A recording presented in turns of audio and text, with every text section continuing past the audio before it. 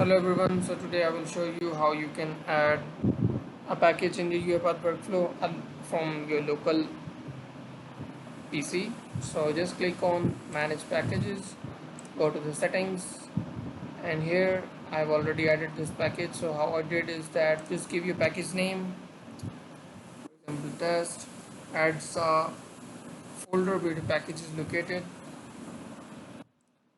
For example this PDF ko UiPath select folder and just click add.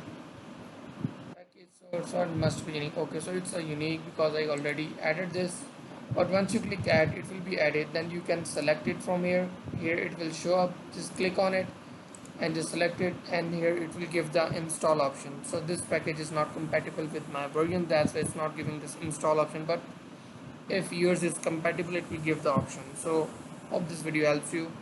Don't forget to subscribe my channel. Thank you. Bye.